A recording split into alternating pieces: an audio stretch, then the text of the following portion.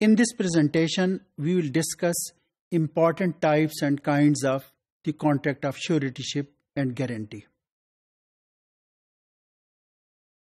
Guarantee, suretyship and kafala is divided into two major kinds. The first one is kafala bin nafs, kafala for person, and the second one is kafala for property, kafala bil mal. Kafala bin nafs or kafala for person means that the guarantor or surety is responsible to produce the accused in the court of law.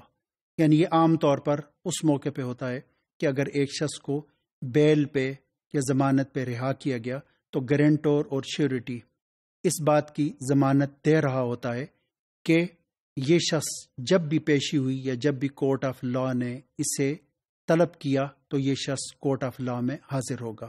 اس کو ہم کہتے ہیں کفالہ بن نفس.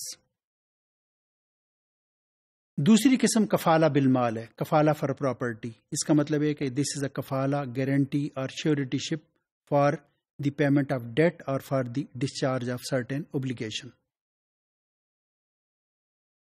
کفالہ بالمال یا کہ کفالہ for property is again divided into three types.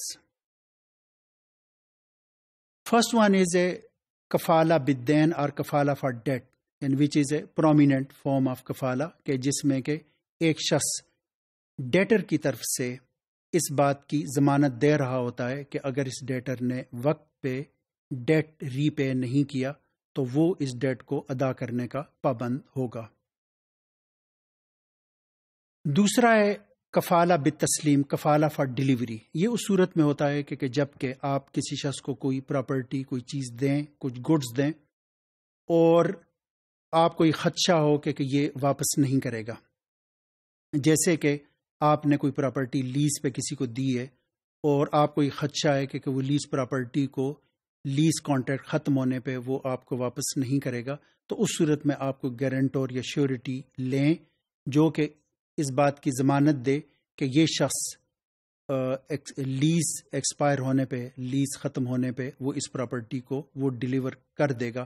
تو یہاں پہ یہ کفالہ ہے for delivery, for giving delivery of certain property اور certain asset to the owner. تیسری قسم ہے کہ جس کو ہم کفالہ بالدرک کہتے ہیں, یعنی اس کا مطلب یہ ہے کہ یہ ایک بالکل یونیک قسم کی کفالہ ہے.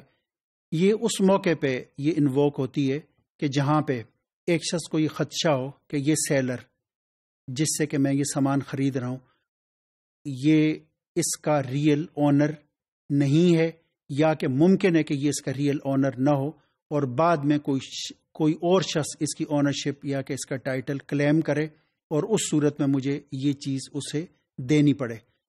تو اس سچویشن میں سیلر سے آپ یہ گارنٹی لیں کہ تم اس بات کی گارنٹی دو کہ اگر یہ پراپرٹی کسی اور کی نکلی اور اس شخص نے آ کے اس پراپرٹی پہ قبضہ کر لیا تو اس صورت میں تم میری رقم واپس کرنے کے پابند ہوگے.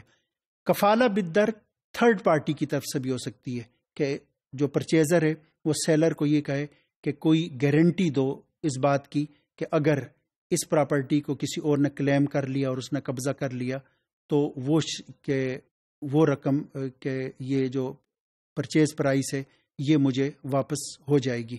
تو اس کا مطلب ہے کہ یہ گارنٹی سیلر بھی دے سکتا ہے اور یہ گارنٹی کوئی تھرڈ پارٹی بھی دے سکتی ہے. اس کو ہم کہتے ہیں کفالہ بالدرک.